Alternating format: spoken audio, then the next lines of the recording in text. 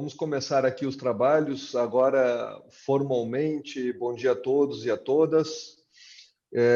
Primeiro, eu queria agradecer por demais tanto a disponibilidade dos professores Francisco Satiro quanto João Pedro Scalzilli, que nos auxiliam aqui para tratar de temas relevantes nesta manhã.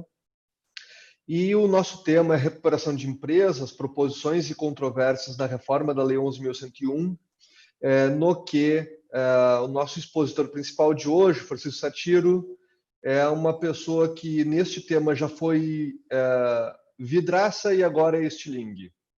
No ano de 2016, foi nomeado para o famoso GTzinho, integrado por outros notáveis professores.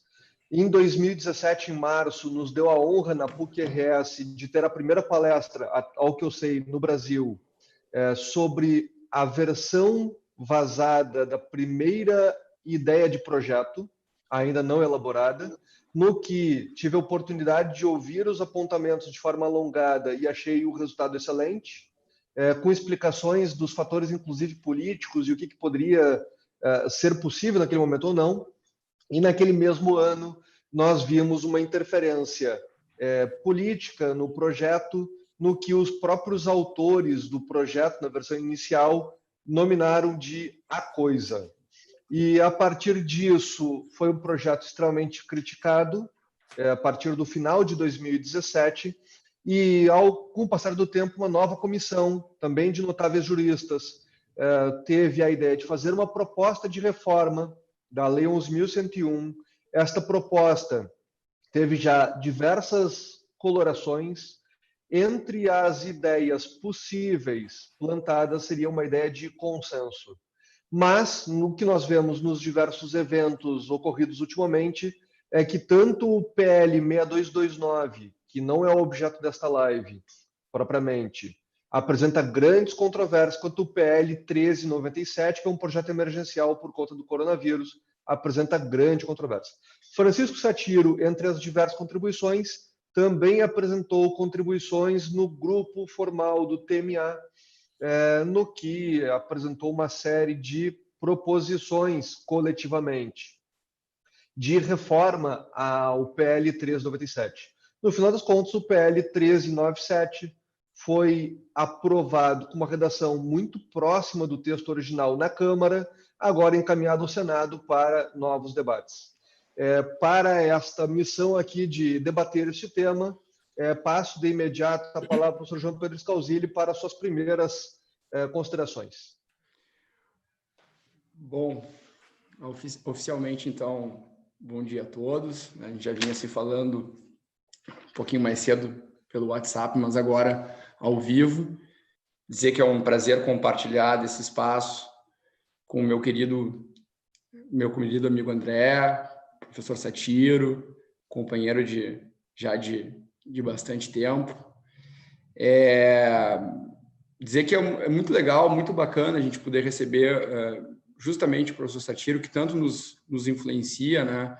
E que tanto influencia o próprio direito concursal brasileiro nesse espaço, que é um espaço que congrega profissionais do direito, que congrega os nossos alunos da graduação também, da PUC, nas turmas de recuperação de empresas de falência, tanto as minhas quanto as do professor André que leciona à noite, e eu que leciono pela manhã, e para debater um tema que é tão importante, né, e tão palpitante, que diz respeito à questão desses movimentos do sistema recuperatório e falimentar, em especial em razão dos últimos acontecimentos, né, por todos sabidos, né, sabido que a questão do coronavírus, da crise econômica, tem afetado por demais a vida de todos nós, e tem reflexos importantes também no sistema falimentar, já que a crise econômica, que nem se diz mais que se avizinha, que já está aí, vai ter que ser enfrentada com um sistema que, por enquanto, não está preparado para isso, que talvez esteja a partir de algumas reformas que estão aí em discussão. E, enfim, sem me alongar demais, e, enfim, já passando a palavra para quem de direito, né, a ideia inicial seria a gente poder dar uma conversada sobre os movimentos desse nosso sistema recuperatório e falimentar, levando em consideração que a gente tem uma lei que é relativamente nova, é uma lei de 2005, que mal tem 15 anos, uma lei que veio para substituir um decreto que teve em vigor por quase 60 anos, se não me falha a memória, que já estava bastante ultrapassado, e uma lei que acabou sendo muito utilizada na prática, que sem dúvida nenhuma revolucionou o nosso sistema, mas que já vinha de alguma forma desgastada e, portanto, sendo objeto de debates para reforma, de iniciativas no legislativo. E, enfim, agora a gente tem essa guinada toda em função de coronavírus e a necessidade de medidas emergenciais para lidar com isso tudo. Então, o meu desafio inicial aqui, a minha proposta inicial, já passando a palavra e agradecendo mais uma vez a presença do professor Satiro nesse nosso espaço, é que ele possa situar e conversar um pouquinho com a gente sobre esse movimento todo desde 2005. Professor Satiro. Muito obrigado, João Pedro. Muito obrigado, André. É uma satisfação estar aqui. Primeiro, pela presença de vocês, pessoas que são amigos, né, com quem a gente convive já há muito tempo no ambiente acadêmico e pós-acadêmico também. Posteriormente aos eventos acadêmicos também. E são pessoas que hoje têm um nome marcado pela importância no ambiente de direito de recuperação e de falência das empresas em crise. Dizer que é sempre uma satisfação poder falar para o pessoal do Rio Grande do Sul, né? Tem um carinho especial pelo Rio Grande do Sul, e feliz de poder debater de uma maneira bem franca, ou comentar, né? Conversar de uma maneira bem franca sobre as perspectivas, né? Os problemas que a gente tem, quais as soluções que são propostas e de que forma a gente espera que essas soluções enderecem os problemas que a gente tem hoje. Seguindo a pergunta, a primeira proposta de abordagem do João Pedro, a gente teve até 2004 um regime do decreto Lei 7661 que tratava da falência, que não tem novidade, né? Falência, se a gente parar para pensar e fizer alguma coisa, né, numa abordagem muito rápida sobre isso, não é novidade que quem está insolvente, quem não tem bens suficientes para quitar suas dívidas, deve sofrer uma liquidação, uma execução concursal, para que não haja injustiça quanto a como os credores vão ser satisfeitos, para que haja segurança jurídica e, principalmente, para que haja eficiência na liquidação dos seus bens, né? Quando um devedor está numa situação de insolvência, seus bens e direitos não são suficientes para quitar suas dívidas, e a consequência disso é que provavelmente nem todos os credores terão condições de receber. Para evitar uma corrida de credores que tende a diminuir o valor do patrimônio, já há muito tempo se usa o procedimento da falência, que nada mais é do que uma liquidação coletiva. E ela tem vantagens porque ela possibilita a organização da liquidação, o tratamento de uma maneira mais consistente de cada credor e, principalmente, o tratamento dos credores em condição de igualdade, a famosa par condicio creditório. Isso não é novidade. Então, isso vem desde sempre. A novidade que tem é que, desde o final da década de 90, né, os movimentos começaram no final da década de 70, mas se consolidaram no final da década de 90, ficou claro que era necessário criar um mecanismo que possibilitasse preservação de valor de empresas que iam ser liquidadas. Isso foi objeto da legislação americana, depois da legislação francesa da década de 80, e, ao final, o Banco Mundial organizou especialistas no assunto durante um certo período de tempo, e eles chegaram a algumas conclusões de que, de fato, a empresa em atividade tem um valor, pode ter um valor maior do que a empresa liquidada. E, desta forma, é do interesse dos credores, é do interesse dos demais stakeholders, aqueles que têm algum tipo de relação com a empresa, como consumidores, comunidade, etc., até o próprio mercado, que, se a empresa tem condição de gerar mais riqueza em atividade do que liquidada, o ideal é que se possibilite um meio de que ela possa seguir na atividade, pagando os credores com esse sobrevalor que ela obtiver.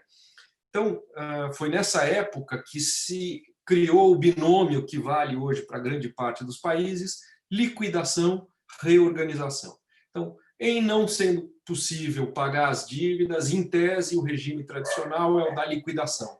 mas se esta empresa tiver viabilidade econômico-financeira, tiver condições de gerar sobrevalor a ser dividido por todo mundo, então a lei oferece condições para que credores e devedor negociem uma solução de preservação de valor. Este foi o modelo que foi adotado na Lei 11.101. Então, a gente manteve a falência, que era a hipótese de liquidação da lei anterior, mas criou um instituto novo, na verdade, 2 institutos novos, né? O Instituto da Recuperação, que pode ser tanto judicial quanto extrajudicial. A recuperação extrajudicial não teve o sucesso que se esperava, foram poucos os casos, e ela tem alguns problemas que hoje em dia são identificáveis e, portanto, facilmente endereçáveis, mas ela tem alguns problemas. Mas a recuperação judicial foi um fenômeno de sucesso, de razoável sucesso, eu diria, né? E razoável sucesso, e permitiu a continuidade de algumas empresas em benefício da preservação do valor, do interesse dos credores, dos interesses de terceiros ao redor dela, e essa é a situação que a gente tem. Tudo isso, que fique muito claro, pensado para uma circunstância regular de atividade empresarial, qual seja, em que o mercado funciona regularmente, mas aquele ente, ou na pior das hipóteses, aquele setor tem algum problema. Então, é nessa estrutura que funciona o sistema de reorganização. Hoje a gente vive uma situação um pouco diferente, porque a crise não é uma crise de um sistema, de um agente, ou não é uma crise de um setor, é uma crise sistêmica, né? Uma crise que se abala sobre todo o mercado. Grosso modo, é assim que nós chegamos a um regime em que existe a liquidação, que é a falência, continua vigendo, com poucas mudanças, poucas mais importantes, mas poucas mudanças desde o regime da década de 40, só que agora substituímos a concordata, que era de fato um regime insuficiente e ineficiente, pelo regime da recuperação judicial, cujo objetivo era permitir dar mais poder aos credores para que eles negociassem com o devedor uma solução conjunta de continuidade e repartição dos retornos. Se isto funcionou ou não funcionou, há enormes dúvidas, né? Mas, de qualquer forma, o fato é que existe uma quantidade razoável de recuperações que efetivamente tiraram empresas da situação de insolvência. Então, esse é o nosso cenário hoje, diante de uma situação que não é a situação peculiar das crises das empresas, né? Satiro, pelo que eu vejo aqui, pela sua ideia, pelo seu acompanhamento dos últimos 4, 5 anos, você já teve a oportunidade de acompanhar de perto o processo legislativo, estando dentro dele, e neste momento está ao lado, acompanhando e tentando contribuir. Mas conhece um tanto dos problemas legislativos, das dificuldades e do pensamento um pouco do Congresso. Aí eu tenho 2 perguntas dentro desse contexto. Acredita que haverá modificação relevante no projeto no Senado? Na Câmara não teve uma modificação tão relevante, embora tenha ajustes que possam ser importantes, mas o texto base é muito parecido. No Senado deve ter uma grande modificação. A segunda, se você fosse pegar o projeto atual, qual você julga que seja o maior acerto dele e o maior erro no estágio atual dele de redação aprovado na Câmara? Bom, processo legislativo é algo razoavelmente complexo, né? Existe aquela discussão que as salsichas e as leis é melhor não saber como são feitas. E, de fato, é um processo muito delicado, muito peculiar, que envolve negociação, envolve casar, né, conciliar interesses que muitas vezes são opostos. É possível dar um exemplo, né, no caso do 1397, na última hora, a pedido de uma deputada, entrou um parágrafo único no artigo 1º que ficou de uma maneira, quer dizer, nunca foi discutido, nunca foi debatido, nunca foi algo que se cogitou, mas que o parágrafo único diz: as disposições dessa lei não se aplicam aos contratos e obrigações decorrentes dos atos cooperativos praticados pelas cooperativas com seus cooperados. Eu não estou entrando em discussão aqui, eu não estou criticando o dispositivo, longe disso, não estou sem nenhum juízo de valor do dispositivo. Esse é um dispositivo que foi aprovado durante a aprovação do projeto. Ele nunca foi debatido, ele nunca foi objeto de estudo do relator, ele foi simplesmente aceito como parte da negociação. Isso, a impressão que me dá é que é parte do processo legislativo, né? Então, o processo legislativo é mais complexo do que a gente imagina, né? É o exercício do possível. Me parece, e aí é uma opinião muito pessoal, que principalmente neste ponto a gente tem pouca referência do que seria um modelo ideal, e isso dificulta as coisas no Congresso. Então, eu vejo pouca manifestação expressa do Executivo, por exemplo, de qual seria o modelo que ele gostaria de ver trabalhado sob o ponto de vista de crise. Vejo poucas manifestações dos próprios agentes econômicos, das entidades de classe, etc. O que a gente vê são manifestações contrárias a determinados dispositivos. Isso, a meu ver, dificulta que se consiga um projeto mais harmônico no Congresso, né? A aprovação desse artigo, né, desse projeto de lei 1397, foi uma aprovação muito surpreendente, porque foi uma aprovação em votação simbólica no plenário. Houve simplesmente uma das lideranças que fez críticas e votou contra, na verdade, contra a aprovação naquele dia, porque ninguém é contra a necessidade de medidas para endereçar a crise, mas ele foi o único que se manifestou contrariamente. Outros 2 deputados se manifestaram contrariamente, dizendo que havia muita insegurança, muitas questões a serem definidas e tal, mas votaram favoravelmente à aprovação do projeto. Então, não foram poucos os congressistas que identificaram no projeto problemas sérios, falhas graves, mas que se disseram vinculados à necessidade de aprovação dele. Então, são coisas que são, para quem é de fora, são coisas difíceis de compreender. Se havia tantos problemas, o porquê da pressa de se aprovar uma votação simbólica às 11h30 da noite, sem nenhum debate, um projeto que me parece tão relevante. Então, esse, para mim, é o grande ponto. Que a necessidade de algum tipo de medida rápida, eu não tenho dúvida. Aliás, entendo que a medida já está além do tempo que deveria ter sido tomado. Então, a título de exemplo, a gente tem hoje no jornal a informação de que o governo vai republicar a MP 944 com alguns aprimoramentos para garantir financiamentos para empresas agora com faturamento não até 10 milhões, mas até 50 milhões de reais. Porque houve muita busca por empresas que faturam 10 milhões, sempre no limite, e muito pouco para quem fatura menos do que isso. Só que, se a gente se lembrar, esta é uma medida que já está sendo republicada, mas essa é uma medida provisória que oferecia, já tem quase 3 meses, né? Ela é do começo de março, final de março. Então, quer dizer, nós já temos 3 meses de medidas emergenciais e nós não temos uma lei que endereça questões emergenciais. E esse talvez seja um grande problema dessa lei, e o fato é que algumas questões, sob o meu ponto de vista, ficaram anacrônicas, elas estão fora do tempo.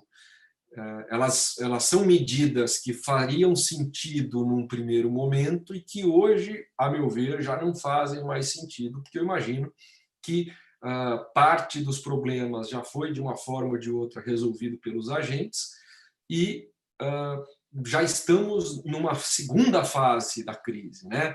Já começamos a ter abertura de comércio em algumas cidades, quer dizer, já é hora de começar a pensar em retomada da economia, não em paralisação da economia. Lá atrás, talvez fosse o caso. Então, se essa medida era essencial para que segurasse durante 30 ou 60 dias as ações por conta da pandemia, em março, esse período já foi. Agora, talvez seja o caso de pensar em outras medidas. Então, minhas grandes críticas a esse projeto são o fato de que ele acabou demorando e as medidas, principalmente as medidas que têm feição de moratória, eu não vou entrar na discussão de se elas de fato são moratória, não são moratória, é uma série de discussões sobre isso é irrelevante, mas que de qualquer forma suspendem pagamentos, suspendem medidas de excursão de bens.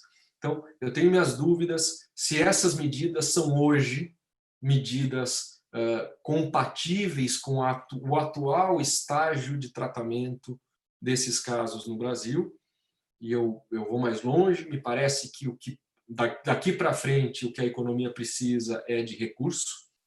Uma parte desse recurso vai ser colocada pelo governo via bancos oficiais, mas isso não será suficiente. Portanto, outra parte desses recursos, a meu ver, teria que vir via crédito, ou seja, teria que vir via os agentes que têm excedentes e têm condição de financiar produção e comércio.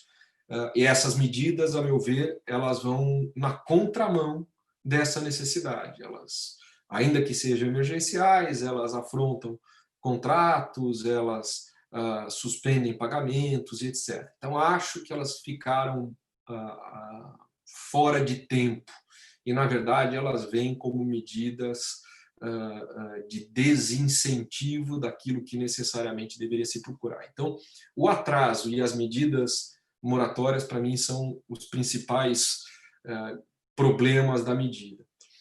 Vantagens da medida, algumas alterações que, lamentavelmente, estão sendo feitas de maneira provisória, que talvez pudessem ser feitas de maneira definitiva, principalmente quanto à recuperação extrajudicial.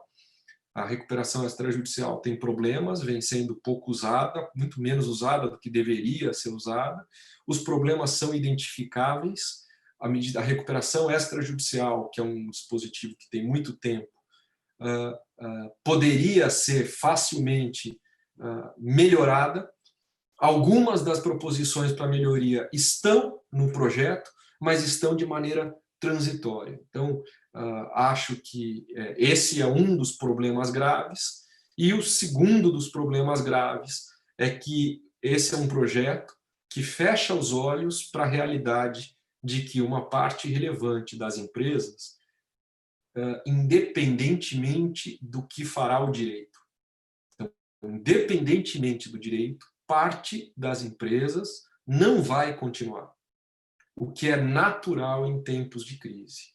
A medida fecha os olhos para isso, ela parece pregar que com as propostas que são apresentadas,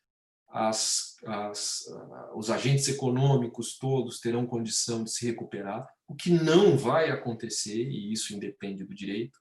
E, apesar disso, não há nenhuma medida que facilite liquidação, agilize liquidação, desjudicialize liquidação e, principalmente, permita que o empreendedor que tiver enfrentado este problema, e a gente tem como exemplo os casos das empresas de turismo, algumas delas certamente não vão resistir, alguns restaurantes não vão resistir, algumas academias não vão resistir. Então, esses empreendedores terão dificuldade de voltar ao mercado, porque estamos presos a um regime de falência que é muito, muito próximo do regime de falência que tínhamos na década de 40. Então, ele é claramente insuficiente. Então, para mim, esses são os dois grandes problemas e a grande vantagem.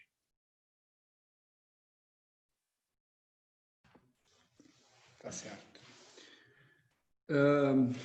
Professor Satiro, eu acho que, em princípio, não existe nenhuma dúvida de que o projeto, o PL, que deve ser aprovado em algum momento é o 1397, né? Porque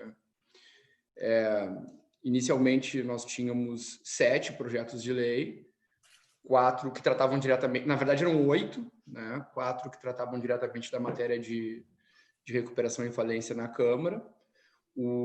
3 deles foram aglutinados ao 1397, que acabou depois aprovado na Câmara e agora é remetido ao Senado.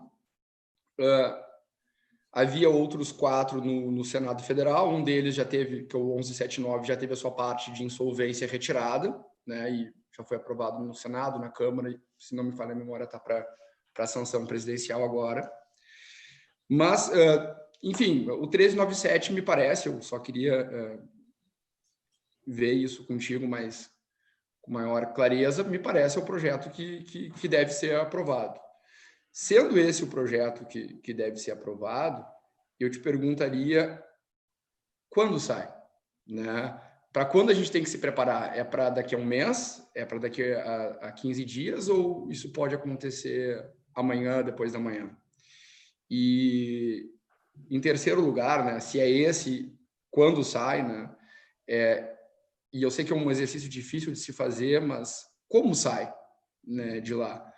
Porque emendas já foram apresentadas e é possível que saia um pouco diferente em relação à redação aprovada na Câmara. E depois eu teria mais alguns questionamentos, mas eu já posso adiantar, para já endereçar desde já, porque se eu te pergunto se é esse, quando sai e como sai, eu te perguntaria, diante dessa perspectiva, né, em comparação com outros sistemas e com medidas que têm sido adotadas lá fora. Como é que a gente está? É algo parecido com o que está sendo adotado em sistemas, digamos assim, considerados mais desenvolvidos, como o sistema americano, o alemão, enfim, o francês, o italiano? O que tem sido feito no mundo? O que tem sido endereçado no mundo para combater a crise da pandemia? Vamos lá. Primeiro, vou começar pelo final. Como é que o mundo tem combatido, tem criado medidas nessa área de insolvência para combater a pandemia? Ou para criar medidas contra a pandemia? O primeiro ponto é que dificilmente essas medidas, no que diz respeito ao tratamento das empresas em crise, né, ou o direito da insolvência, como preferirem, né, elas dificilmente vêm sozinhas. Então, em todos os países que a gente estuda, elas são medidas que vêm junto num pacote de salvamento. Por isso, a comparação pode ser injusta, muitas vezes equivocada. Então se diz, tal país da Ásia garantiu 180 dias de moratória. Quer dizer, ninguém precisa pagar as dívidas por 180 dias. Mas o mesmo país garantiu aquele que não vai receber o valor, uma linha de crédito equivalente que pode ser paga no momento em que houver o pagamento da dívida. Então, isso é completamente diferente de simplesmente haver a moratória. A Alemanha destinou 450, 400 e poucos bilhões de euros para a economia. Os Estados Unidos destinaram 3 trilhões de dólares para a economia. O Brasil também está destinando recursos para a economia, mas não há a menor condição de destinar a mesma quantidade de recursos que têm sido destinados pelos outros países. Então, não adianta fazer uma comparação pontual entre o que o país A ou o país B tomou de medidas quanto à situação de crise, né, na legislação de insolvência, se não se ponderar também como foram as outras medidas. O que a gente viu em países que têm situações econômicas próximas à nossa e regimes jurídicos próximos aos nossos, as medidas que são medidas que quase todos tomaram foram, logo no começo da crise, alguma suspensão, até para que se pudesse identificar, né, o que aconteceu. Nós não tivemos isso, então nós estamos propondo uma suspensão de pagamentos do meio para a segunda parte da crise, né? Como costumam dizer os economistas, a expectativa é que a gente tenha que buscam todos é a famosa retomada em V, né? Primeiro a economia cai e depois você espera que ela retome com muita força, é o ideal, né? O Paulo Guedes reforça isso, o presidente do Banco Central, o Roberto Campos Neto reforça isso. A surpresa é que, se isto é verdade, nós estamos pensando em regimes de suspensão de pagamento próximo ao momento em que o país deveria começar a pensar em reverter a curva, o que me parece estranho. Lá atrás seria uma coisa, hoje me parece, de novo, fora de tempo. Então, este é um ponto. Que outras medidas foram muito comuns? Medidas que impediam decretação de falência, mas principalmente aquelas que liberavam a administração dos deveres, do dever de reconhecer a situação de insolvência e decretar sua autofalência. A gente não tem isso aqui. Então, nós não precisamos deste dispositivo. Quer dizer que nós não precisamos de nenhuma mudança? Eu acho que nós precisamos de mudança. Nós precisamos de algumas coisas que sejam apresentadas rapidamente. Nós precisamos de algumas mudanças institucionais rápidas. A meu ver, a gente precisa melhorar mecanismos de solução extrajudicial. A meu ver, a gente precisa melhorar a liquidação. A meu ver, a gente precisa de mecanismos alternativos de solução de crise negociada. Então, a possibilidade de venda da empresa como um todo dentro de um processo de reorganização, seja ele recuperação judicial ou extrajudicial, hoje me parece premente, é importante, para evitar levar essa empresa à falência, por exemplo. Então, precisamos de algumas medidas, mas não acho que sejam as medidas que foram emergencialmente adotadas lá atrás, no começo da crise, por esses outros países. Então, pelo fato de termos levado algum tempo, e aqui sem nenhuma crítica, muito pelo contrário, o trabalho do deputado Hugo Leal é elogiável. Eu tive num grupo discutindo as possíveis medidas, num grupo do TMA discutindo as possíveis medidas. Nós fomos testemunhas de como é difícil estabelecer que medidas seriam factíveis e eficientes para a solução desse problema, mas o fato é que, com o passar do tempo, medidas emergenciais me parecem menos relevantes do que alterações institucionais. Então, me parece que o mais importante é que rapidamente se façam alterações institucionais. Então, cada vez menos me parece que se justifica copiar as medidas emergenciais de outros países e, principalmente, sem levar em consideração o pacote que veio junto com as medidas emergenciais. Esse é um ponto. Se eu acho que esse projeto vai ser aprovado, eu não tenho dúvida que ele vai ser aprovado. É um fato. Há uma demanda por medidas emergenciais, tenho certeza absoluta que, de uma forma ou de outra, ele vai ser aprovado.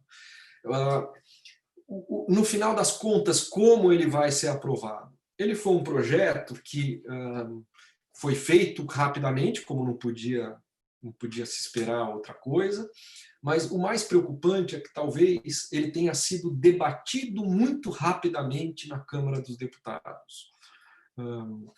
Existem as razões internas para isso, mas o fato é que, acompanhando a votação, ficou muito claro, mas muito claro, que houve pouco debate sobre questões que são, de fato, polêmicas do projeto.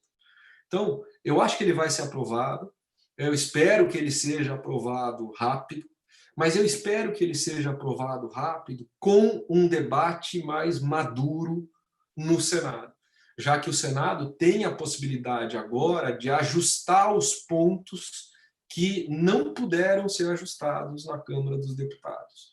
Então, e eu acho que existem algumas questões que são, de fato, muito sérias no projeto. Então, faltam algumas coisas são muito boas e algumas coisas me parecem muito perigosas nesse projeto. Então, há espaço para corrigir esses problemas e fazer desta medida uma medida mais contemporânea, mais útil, mais importante na situação de mercado que a gente vive. Satiro, eu recebi uma pergunta aqui do público, do Ramiro Silva, sobre cooperativas e a possibilidade de entrar em recuperação. Eu queria aproveitar a pergunta formulada e formular de uma outra forma, complementando com mais alguns pontos. A gente sabe o quanto nós seguimos uma tradição histórica, separando empresários e não empresários para sujeitar ao regime recuperatório e falimentar. E, ao mesmo tempo, esse é um sistema que, no passado, 100 anos atrás, já não era tão unânime no mundo. Aliás, tinha muita controvérsia e a posição que nós adotamos não era nem a mais corrente no mundo, ao que eu pesquisei. E, com o passar do tempo, o que eu observo é que esse esforço só aumenta.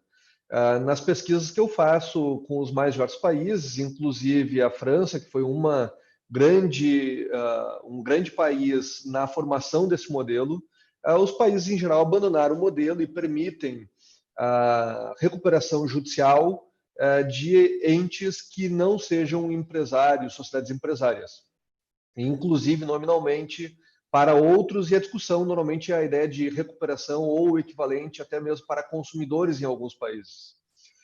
No projeto Código Comercial, quando se debateu lá no início, este assunto volta e meia entrou para saber se realmente devemos ainda ter a dicotomia do sistema concursal. O projeto emergencial, ele permite a noção de agente econômico, que tinha uma controvérsia do quem era, e depois eles redelimitaram na versão última aprovada na Câmara, mas eles só permitem a noção de agente econômico, e daí ampliando o rol de legitimados, associações, fundações, apenas para a negociação preventiva, para etapas anteriores à recuperação, e mantém a dicotomia para a recuperação. Pelo que eu vejo, ouvindo muitos dos doutrinadores, existe uma posição mais ou menos forte de que essa dicotomia talvez não devesse permanecer, e em outros países não é mais comum isso acontecer. O que justifica a manutenção da dicotomia? Você discorda da dicotomia? Por quê? Vamos lá. Aqui eu queria partir de 2 pontos. O primeiro ponto é o que deveria ser a interpretação da recuperação judicial. Então, a recuperação judicial, originalmente, é um instituto que foi criado com regras para alinhar interesses de credores, possibilitar, superar a questão da ação coletiva, quer dizer, do comportamento oportunista de certos credores, e viabilizar uma negociação que possibilite a superação da crise da empresa.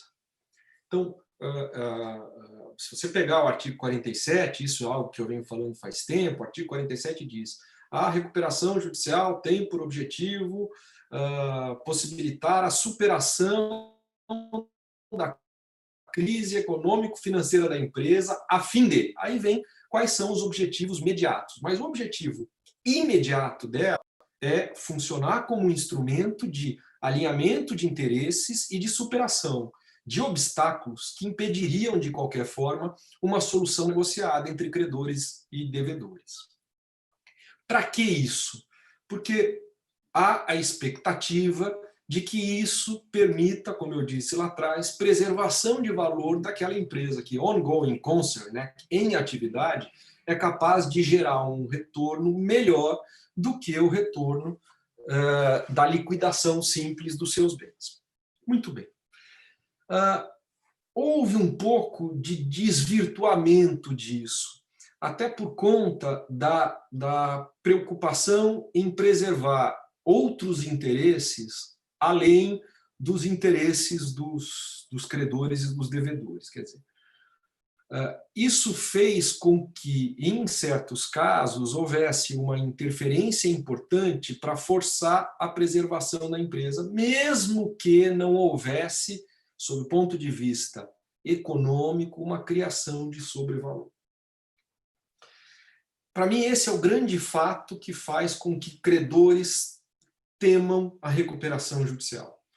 Sob o ponto de vista teórico, credores nunca deveriam temer recuperação judicial, Porque se a empresa chegou no ponto de recuperação judicial, significa que a alternativa àquilo, e está na lei, isso está no artigo 73, a alternativa àquela reorganização é a liquidação. Então, se a liquidação oferece um resultado X e eles conseguem negociar a continuidade da empresa para obter um resultado X mais alguma coisa, então, em tese, deveria ser interessante para os credores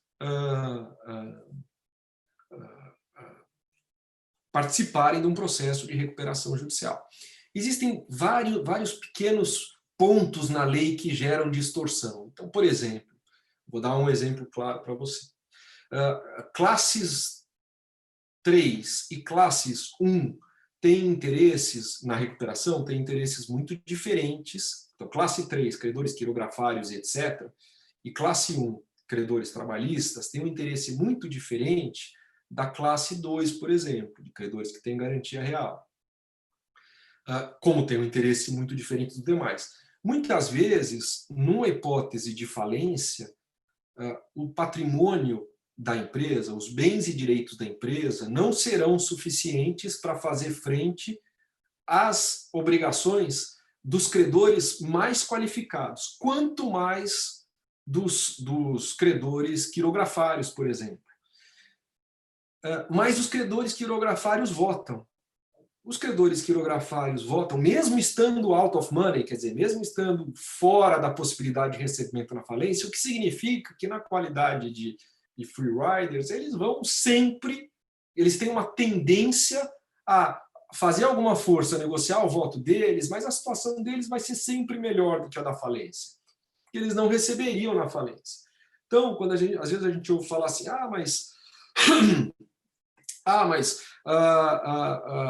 os credores fazem grandes sacrifícios. Alguns fazem, mas outros não fazem sacrifício nenhum, porque eles ganham alguma coisa ao invés de não ganhar nada. E aí, boa parte da culpa disso vem do fato de que nosso processo falimentar é péssimo, é horroroso. Mas tirando essas distorções, se a lógica da recuperação judicial é preservar valor, se a lógica da recuperação judicial é garantir que valor não se perca, eu tenho dificuldade de entender por que alguém que está registrado na junta comercial, por que o sobrevalor criado por alguém que está registrado na junta comercial deve ser preservado, e o eventual sobrevalor de alguém que não está registrado na junta comercial não deve ser preservado. Se a gente levar a ferro e fogo que, na verdade, a recuperação judicial é um alinhamento de interesses para obter um resultado positivo superior ao resultado que decorreria da liquidação, é difícil você imaginar por que não deveria poder outros agentes econômicos pedirem não, né? Se aproveitarem do mecanismo de recuperação judicial para negociar com seus credores uma solução mais eficiente. Então, este é um primeiro ponto. Segundo ponto é, aqueles que não estão sujeitos à falência estão sujeitos a que regime? Alguns têm regimes específicos, mas a grande maioria vai cair no regime da insolvência civil, que é um regime reconhecidamente insuficiente. Então, independentemente do ponto de vista que se tem, o que se sabe é a falência, com todos os seus problemas, é um regime mais eficiente do que as suas alternativas na grande maioria dos casos.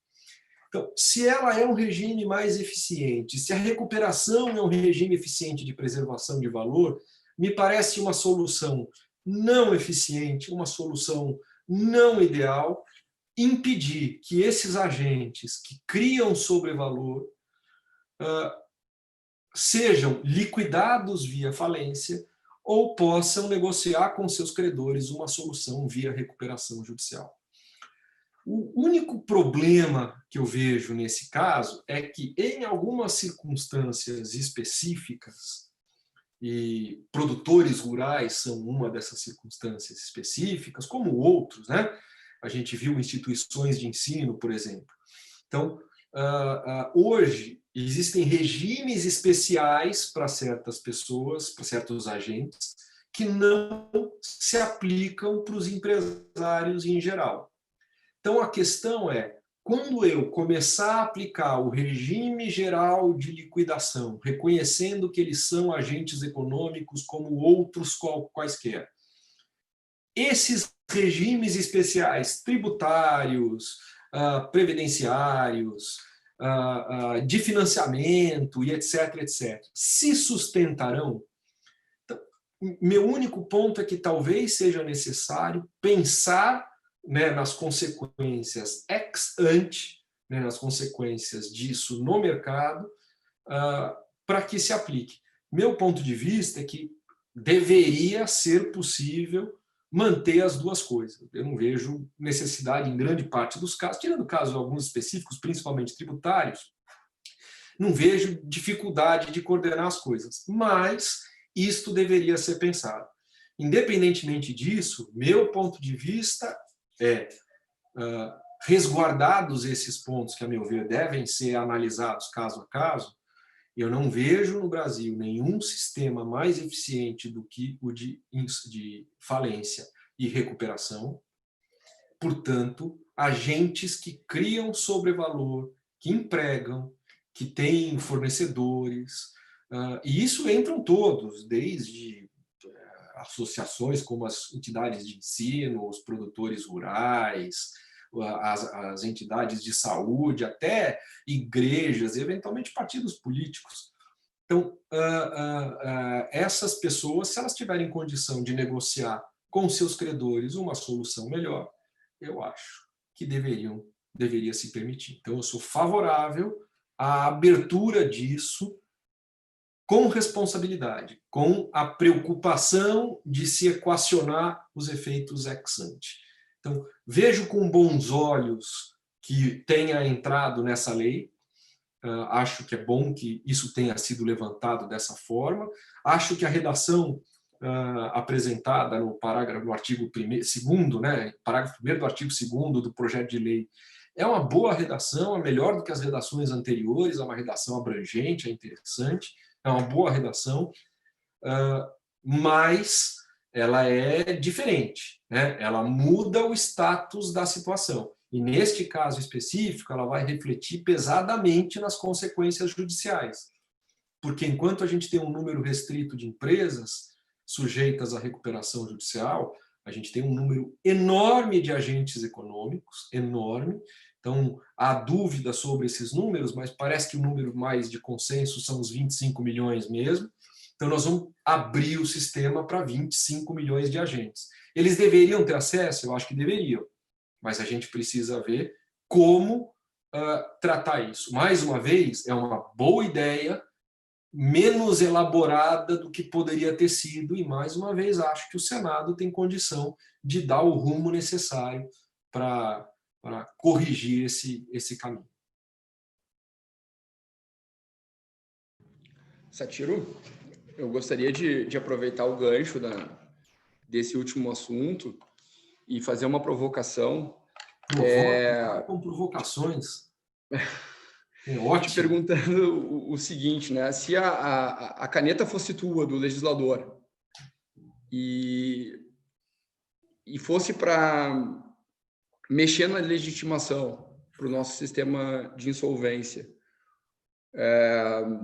e vamos tomar como paradigma o sistema americano, que é extremamente aberto, que a gente tem a possibilidade de utilização ali do sistema por associações. A gente tem lá nos Estados Unidos a Diocese de Chicago em reestruturação, a gente tem a Associação dos Escoteiros, a gente tem municipalidades, entes federativos, né? Tem o território de Porto Rico em reestruturação, o município de Detroit, a gente tem consumidores, a gente tem, enfim, pescadores, fazendeiros, uma série, inclusive, curiosidades, uma série de artistas famosos, né, com sua falência decretada. O quão mais próximo, claro que a gente já tem o início da tua resposta, mas a caneta fosse tua, assim, o quão mais próximo disso seria o nosso sistema, né?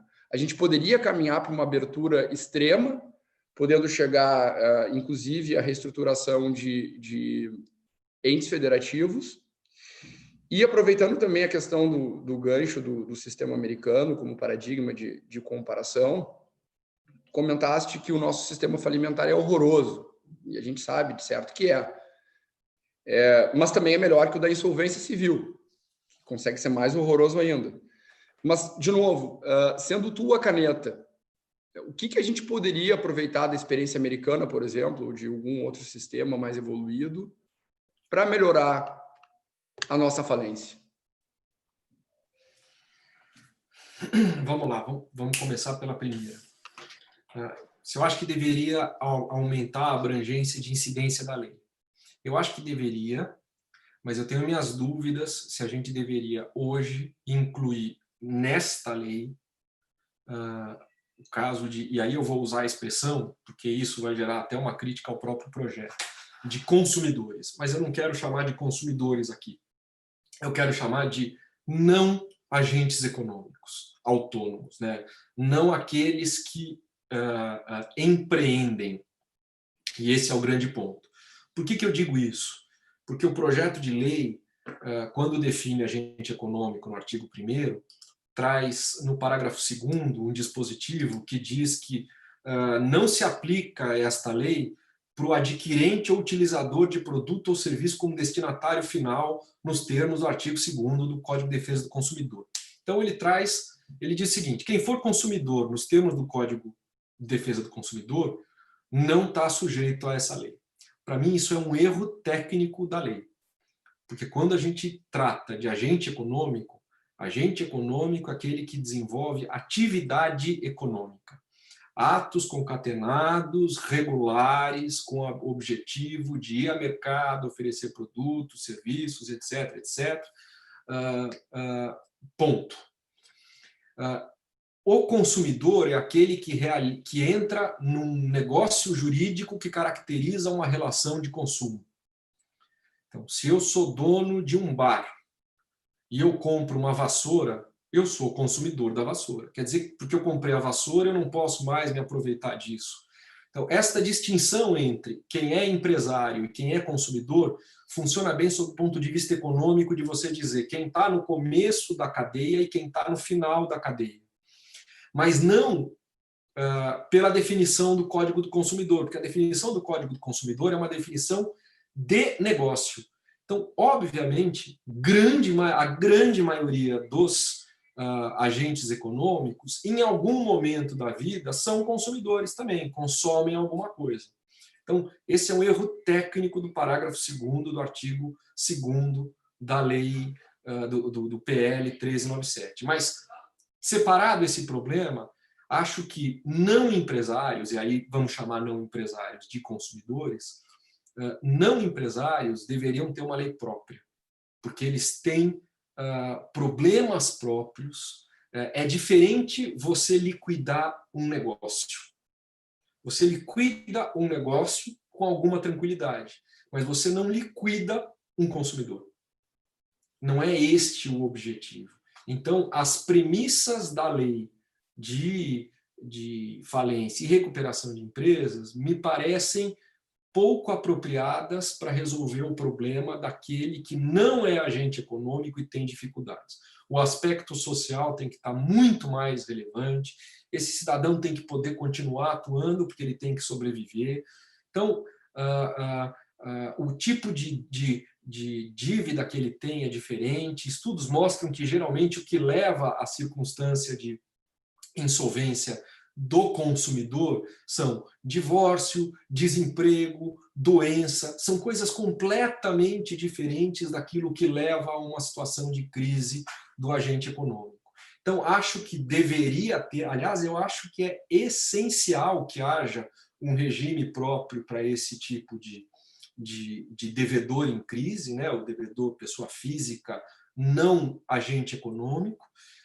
Vão ser muitos os casos, a gente tem um número enorme de gente que está usando o auxílio do governo, não sei até quando vai o auxílio do governo e de que forma vai se fazer a transição, mas eu acho que este é um regime que tem princípios, prioridades e valores próprios, preocupações que não são necessariamente as preocupações daqui. Na verdade, eles são preocupações que vão fazer uma intersecção com as preocupações da lei de recuperação e falência no que diz respeito, por exemplo, ao empresário individual. Que aí ele mistura a vida dele como agente econômico da vida dele como não agente econômico. Então, ele tem dívidas porque ele comprou uma televisão para colocar em casa, porque ele comprou uma churrasqueira para colocar em casa, porque ele pagou a escola do filho, e ele tem dívidas porque ele comprou o estoque do produto que ele vende. Só que o patrimônio é único. Então, a não ser que ele tenha utilizado de algumas daquelas estruturas de segregação de patrimônio, o patrimônio é único. E isso é inafastável. Por outro lado, esta pessoa também tem que comer, também tem que ter saúde, também tem que ter moradia, também tem que ajudar a sustentar a sua família. Então, acho que este é um problema que tem que ser endereçado imediatamente. Talvez ele seja mais emergencial do que as questões que nós estamos vendo aqui hoje no 1397. Mas eu não vi nenhum projeto que enderece essas questões com a urgência que, a meu ver, ela merece. Quanto a outros entes, a gente já tem a lei de responsabilidade fiscal, de recuperação fiscal, que vale para estados. Houve uma opção legislativa para não aplicar para municípios, a gente já tem estados que se aproveitam dela. Talvez seja o caso de estender para outras modalidades, mas a gente já tem disposições sobre isso. E a abertura da lei de recuperação e falência para outros agentes econômicos que não esses, como eu falei, e vem justamente os casos, né, pescadores, produtores rurais, que são os farmers americanos, etc., a meu ver, eles devem entrar aqui dentro, eles devem participar disso. Se você pegar em Portugal, é aberto para qualquer agente econômico, eles vão mais, para qualquer patrimônio segregado.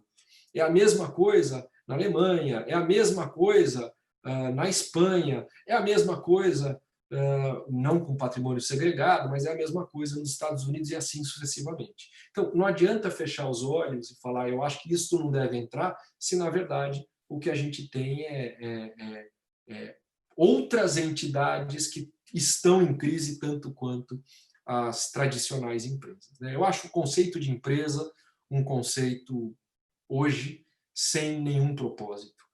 O conceito de empresa não tem nenhum, a meu ver, não tem nenhum propósito.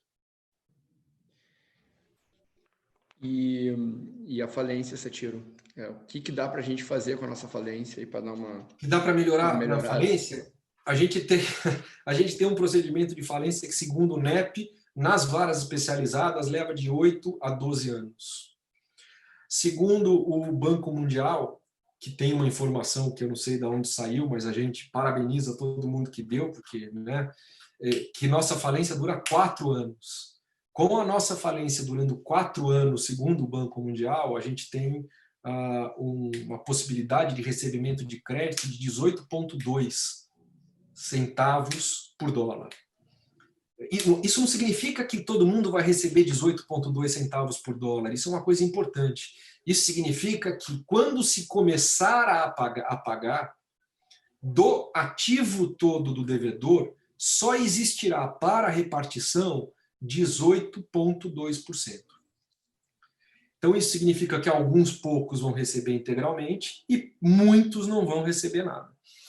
Por que isso? Por conta da demora, por conta do custo do dinheiro, por conta do custo do processo, que nem é tão grande, mas o fato é que, se de fato o Banco Mundial levasse em consideração os números do NEP, que são em São Paulo, que é justamente onde ele avalia, o nosso índice de recebimento seria 0, porque o Banco Mundial dá 0 para quem leva mais do que 5 anos.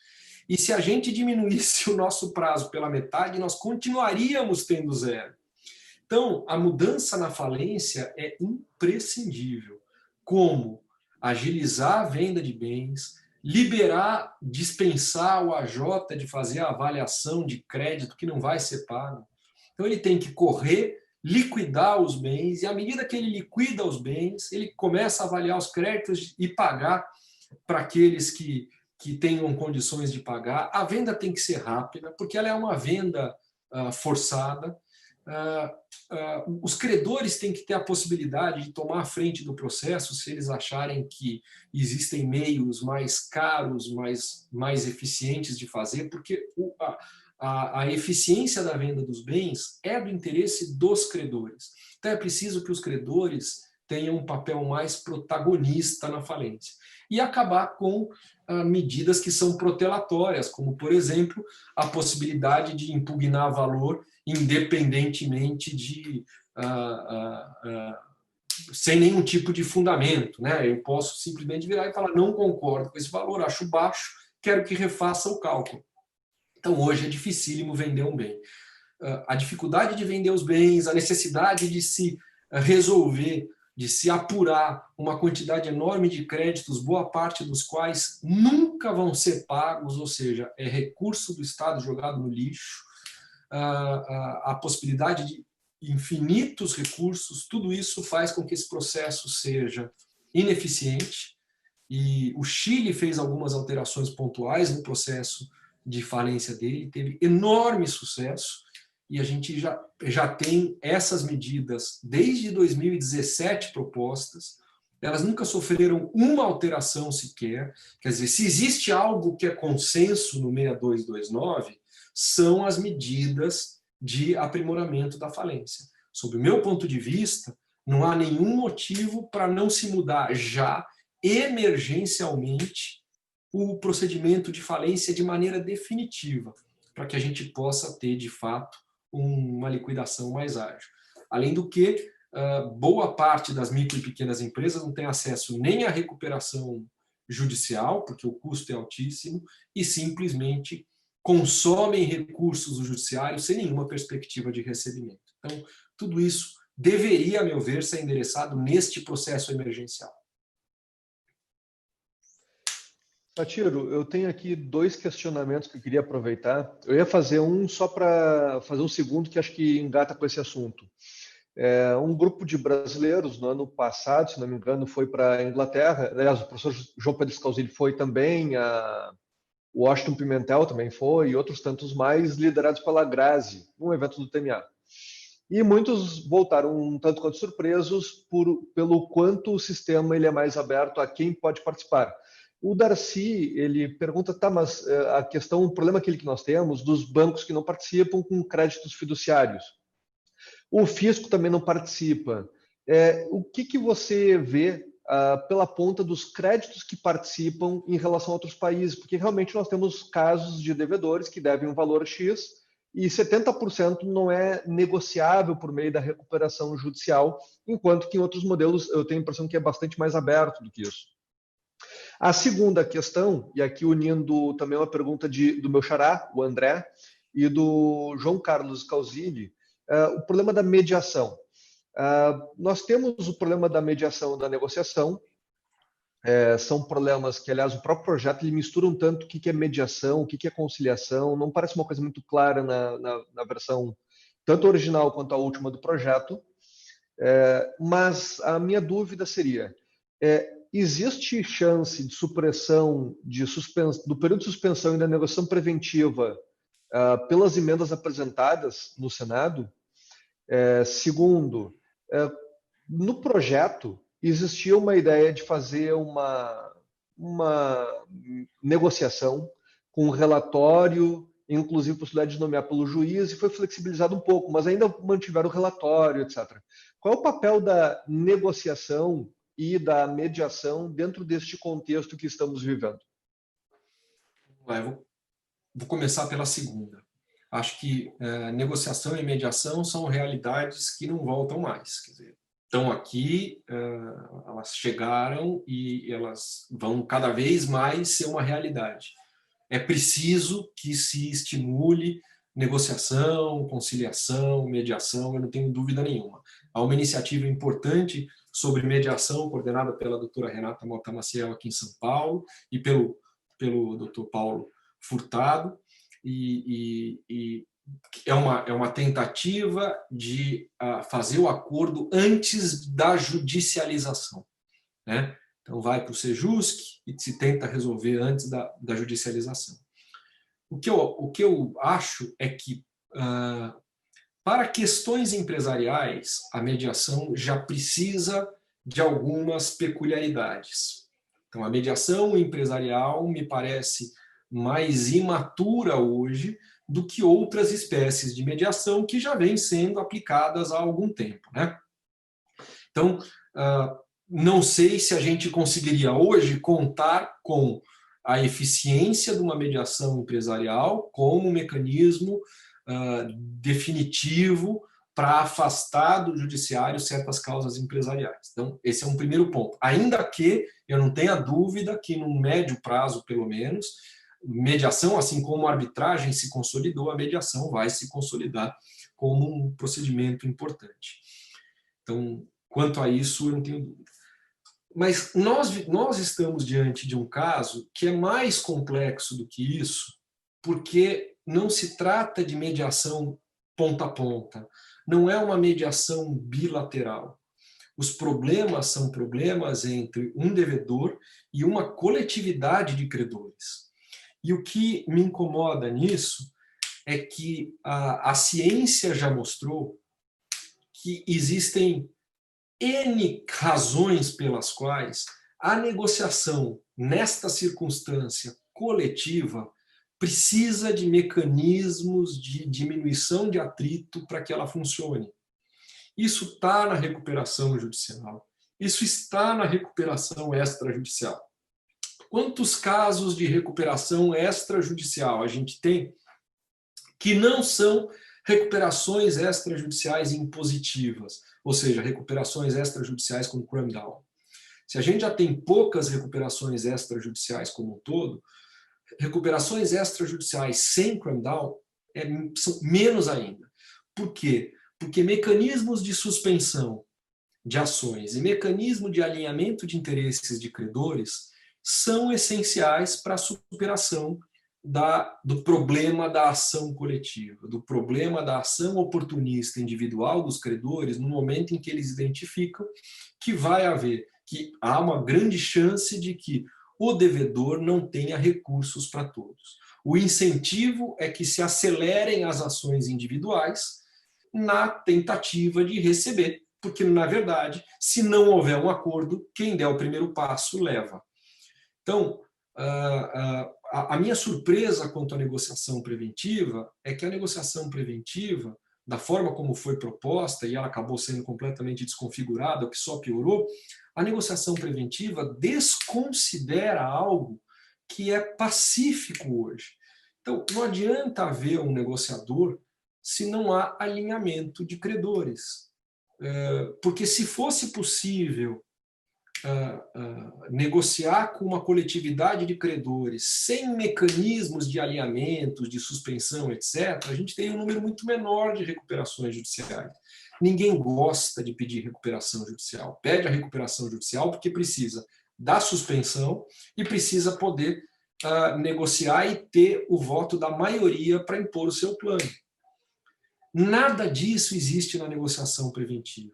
Então, a negociação preventiva hoje é um espaço em que, inocentemente, o legislador propõe uma negociação de boa-fé entre credor e devedores. Mas, por mais boa-fé que exista, eu não tenho dúvida de que vai existir boa-fé, por mais boa-fé que exista,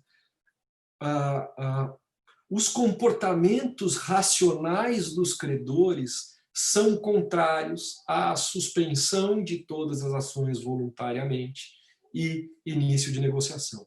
Tanto que nos Estados Unidos, hoje é um conceito já razoavelmente discutido, nos Estados Unidos, o Chapter 11, segundo o Douglas Baird, foi considerado o que ele chama de creditor's bargain.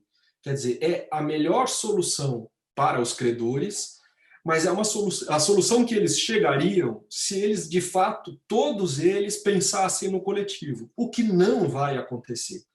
Então, a ficção jurídica que está por trás da suspensão e do alinhamento dos credores para a definição dos planos nos Estados Unidos é um suposto creditors bargain, é um acordo ideal que seria realizado caso os credores todos cooperassem. O que não vai acontecer. Então, o que acontece? A lei vai lá e impõe isso.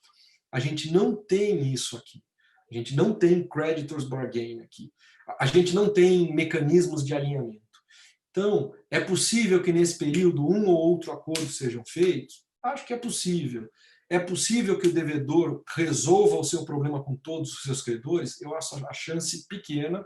E, se acontecer, quem é da área sabe disso, o que tende a acontecer é que no momento em que o devedor começar a chamar seus credores para negociar, alguns vão correr para tentar executar.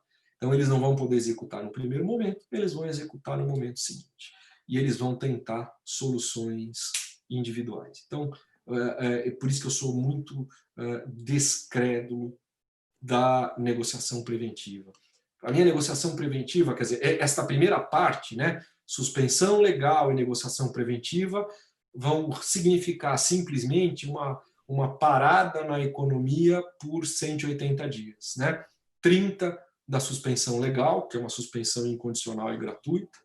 Depois tem mais 60 dias de indefinição, porque durante 60 dias o devedor pode ajuizar um processo para negociação preventiva, e durante esses 60 dias, imagino eu que dos 25 milhões de agentes econômicos, boa parte deles vai fazer, até porque não tem nenhum custo. Né? Então, ele vai pedir a suspensão por mais 90 dias, o que aí já daria 180, vai atolar o judiciário de pedidos. Né? Se a gente pensar num número pequeno disso, 10% dos 25 milhões, são 2,5 milhões. Provavelmente nós vamos ver formulários para pedido de negociação preventiva vendidos em banca de jornal, oferecidos no Mercado Livre ou coisas do gênero, porque cá para nós você não tem nada a não ser a simples formalidade de preencher um formulário e apresentar. Isso vai entulhar o judiciário, que apesar de dizer que não tem que avaliar nada, ele tem que avaliar os 30%, 30% que, a meu ver, não representam nada. Vai ter gente que teve reduções menores do que 30% e não tem condições de continuar a atividade. Vai ter gente que não teve nenhuma redução, mas não tem caixa e não consegue continuar, porque apesar de não ter tido a redução de faturamento, está com expectativa de recebimento diminuída lá na frente. Então, acho o índice de 30% arbitrário e até certo ponto inocente, né? Sem fundamento econômico que justifique, e acho que se alguém tiver uma queda de 10% ou de 5%, vai pedir da mesma forma a negociação preventiva, requerendo ao juiz que considere as circunstâncias específicas deles. Os juízes não vão ter tempo de avaliar isso em 3 meses, o que significa que, na prática, quem quiser vai ter os 90 dias, sob o custo, e para mim isso é a grande incoerência desse processo, sob o custo de não, como se diz por aí, achatar a curva do judiciário, mas muito pelo contrário, antecipar o pico da curva para mais gente do que aconteceria se não houvesse a negociação preventiva. Porque sem a negociação preventiva, haveria a possibilidade de algum tipo de conversa e, eventualmente, só aqueles que podem pedir recuperação pediriam. E a gente sabe que quem pede recuperação é um número reduzido de empresários. Né? Hoje em dia, nós temos 12 mil e poucas recuperações. Vamos imaginar que boa parte delas tenha mais de uma empresa. Vamos dobrar esse número, então. Né? Que a gente tenha, tudo chutando, que a gente tenha 25 mil empresas que pediram recuperação judicial desde que entrou em vigor a lei. Isso dá 0,1% dos 25 milhões que estão aí.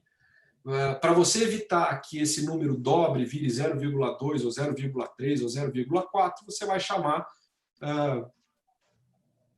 sei lá, 2,5 milhões de empresas, 5 milhões e meio de empresas. Não me parece fazer nenhum sentido. Me surpreende que os tribunais não tenham se manifestado sobre isso. Porque quem vai pagar o preço disso são os pobres juízes de varas especializadas que já estão assoberbados com os trabalhos e que de um dia para o outro vão receber um volume enorme de novas demandas. Então, vejo com enorme restrição o período de negociação preventiva. Acho que faria sentido se ele tivesse algum incentivo, se o período de suspensão tivesse incentivo e a negociação preventiva também. Tanto que a minha sugestão é que no período de suspensão o devedor consiga um quórum de aprovação dos credores para suspender, o que é possível na recuperação extrajudicial, e ele usasse os 90 dias como um stay para recuperação extrajudicial, desde que ele tivesse obtido a aprovação num percentual mínimo de credores. Isto faria com que o credor, neste primeiro período, corresse atrás dos seus credores e tentasse algum tipo de acordo. Quanto à primeira pergunta, né, de aqueles que estão fora da recuperação judicial, né?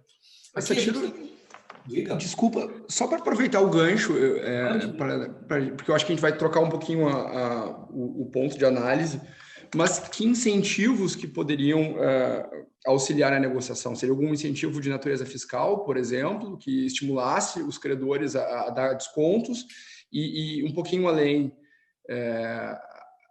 a recuperação extrajudicial ajustada não poderia justamente ser uma alternativa interessante à negociação preventiva? Acho que a gente teria diferentes formas de incentivar essa negociação. A possibilidade de se antecipar um período de stay numa recuperação extrajudicial seria importante para que o devedor tivesse incentivo de procurar seus credores, porque hoje, da forma como está a negociação preventiva, do jeito que está na lei, é claro, vamos partir do pressuposto que todos os empresários agem com boa-fé. Mesmo agindo com boa-fé, o empresário não tem nenhuma necessidade de... Aliás, não há nenhum problema se ele não conseguir acordo com nenhum dos seus credores. E pode ser pelas mais variadas razões, porque ele resolveu ser um pouco mais intransigente nesse primeiro momento, porque ele sabe que se ele não conseguir, o acordo que ele não conseguir agora, ele provavelmente consiga na recuperação judicial descontos de 80%, 85% da dívida, como é a média dos planos, com prazos de pagamento de 10, 15, 20 anos. Muito dificilmente eu vou chegar para um credor agora e vou falar, vou te pagar 20% em 20 anos, tudo bem? O credor vai falar, não, de jeito nenhum, não vou fazer. Ele fala, então tá bom, paciência, tentei. Porque, saiba, na recuperação judicial eu vou conseguir. E provavelmente vai mesmo. Então, acho que existem muitos incentivos negativos e poucos positivos. Fiscal, poderia... O fisco já acenou no 6229, no projeto de reforma da lei, com a possibilidade de tratamento privilegiado desses descontos. Então, se desse um tratamento privilegiado para os descontos concedidos durante este período de negociação, isto serviria como incentivo. Se desse uma segurança, não essa suposta segurança que está dada aqui na lei, dizer, em 360 dias você volta ao status quo antes do seu crédito e você não participa da recuperação judicial, participa como extraconcursal. Ninguém dá crédito esperando ser um credor privilegiado na recuperação judicial. Você dá crédito se você achar que a empresa não vai precisar de recuperação judicial ou não vai falir.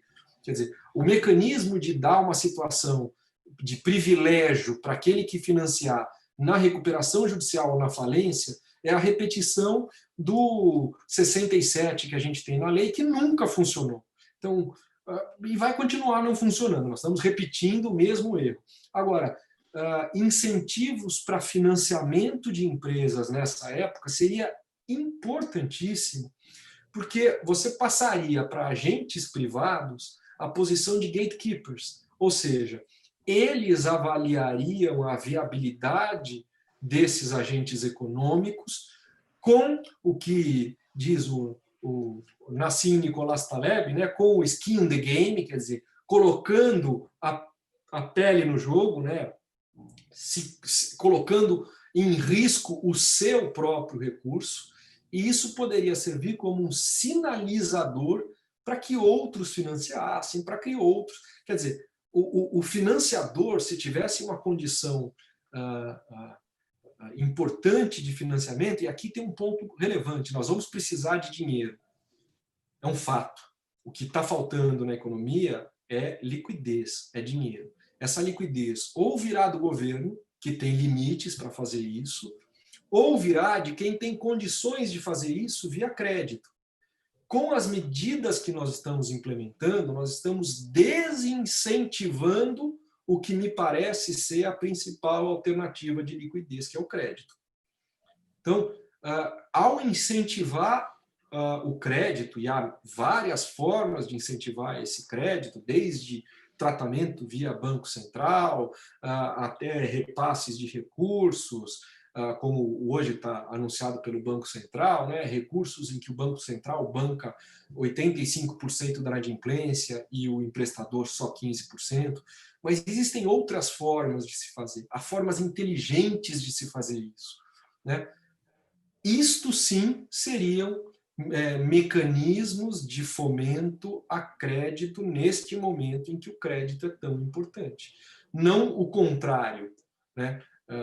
O projeto, na verdade, não só não fomenta, como aqueles que ofereceram crédito para o devedor em recuperação judicial, e nós estamos falando de um percentual mínimo, né? 0,1%, mas aqueles que confiaram no devedor em recuperação judicial e ofereceram um crédito pós-pedido, pela lei, vão tomar o balão, porque eles vão ser considerados credores sujeitos num novo plano decorrente de uma outra moratória de 120 dias, incondicional, dada a todos os credores, todos os devedores que estão em recuperação judicial. O fato é que tudo tem um trade-off. Não se cria valor desse jeito. Então, no momento em que se garante o não pagamento de uma dívida, alguém vai sofrer este prejuízo. E aí a questão é saber qual é o efeito do prejuízo sofrido por esta pessoa, por esse agente, no mercado. E a gente... Há muita crítica à atividade dos bancos, e eu não vou entrar nesse detalhe, mas uma coisa é importante. Minimizar o risco do crédito pode não diminuir o spread bancário e a oferta de crédito, por N razões. Desde colusão, até espaço no mercado. Tem N razões que, de fato, podem levar a não ter uma redução do valor do crédito em função da redução do risco. Mas o contrário é líquido e certo. Se o risco do crédito aumentar, aumentará o custo do crédito e diminuirá a oferta. É mais ou menos o que acontece com o preço do combustível. Então, se o preço do combustível, se o preço do barril do petróleo aumenta, necessariamente aumentará o preço da gasolina na bomba. Se o preço do barril do petróleo diminui, não necessariamente vai diminuir, porque existem outros fatores que podem impedir isso. Então, não adianta dizer, mas quando diminuiu o crédito, quando diminuiu a inadimplência, os juros não diminuíram. Concordo, pode ter acontecido e pode ter N razões. Agora, eu quero ver quem me prova o contrário. Aumentou a inadimplência, aumentou o custo do crédito e isto não foi repassado para a ponta. É essa a questão que tem que ser considerada. Então, no momento em que precisamos de crédito, estamos correndo o risco de aumentar o custo do crédito. Então, isso para mim é um ponto importante. Satiro, a Paula Lascani fez uma pergunta que eu não vou poder encaminhar, até pelo... Enfim, tem várias perguntas aqui pendentes para o encerramento. Eu gostaria de formular uma última pergunta.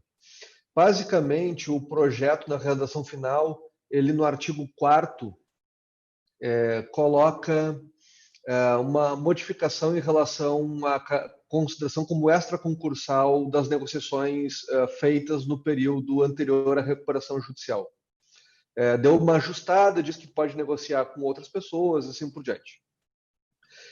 E no artigo 12 teve uma série de ajustes, e estes ajustes foram feitos de forma a explicar o aditamento do plano, submissão de créditos extraconcursais, inclusive a um aditamento do plano. Como é que você vê que deveria ocorrer a votação deste aditivo? Quais credores? Como é que eu separo? Como é que deveria ser de forma bastante sintética? Se for possível, claro. Então, vou ser bem rápido. Foram várias as hipóteses, as estruturas propostas para solucionar esse problema. Desde uma criação de uma classe específica de credores pós-concursais que se submeteriam novamente e que deveria ter uma aprovação independente das demais, até a criação de uma nova classe, até a questão de verificar que eles não poderiam ter uma situação pior do que a situação que eles tinham antes, né, o chamado best interest, ou a aplicação do absolute priority rule, criar para eles uma prioridade sobre os demais. Em suma, existem várias alternativas para isso. Esta não é uma questão fácil. O que a gente tem, é claro, e para não me alongar e descrever cada uma delas, é que, da forma como está, sem nenhum tipo de separação, isso me parece uma puxada de tapete para aqueles fornecedores de recursos, matéria-prima, etc., que continuaram confiando no devedor depois do pedido de recuperação judicial. E eu acho um mau presságio, né? Acho um mau começo, partindo do pressuposto que a gente está, espero, né? Se espera, chegando próximo do ponto em que se vai tentar reverter o vetor de queda, né? E tentar fazer o famoso crescimento em L, ou em V, ou em L, né? Que é isso que a gente vai tentar fazer. Então, acho que este é um dos outros pontos que vai contra a lógica de mercado, ainda que seja uma solução fácil para os problemas das recuperações que estão aí hoje. Só não esquecendo, mais uma vez, que se a gente considerar as recuperações judiciais, todas as recuperações judiciais até hoje, e o número de empresas ativas, a gente está falando, neste artigo, nesse dispositivo, de 0,1%. Então, para resolver o problema de 0,1% ex post, a gente vai colocar em risco 99,9% ex ante. Esta é uma conta que não me parece que foi feita. Se existia um fundamento para isso, ótimo, reconheço e dou minha mão à palmatória, mas eu não vejo o fundamento para isso. Agora,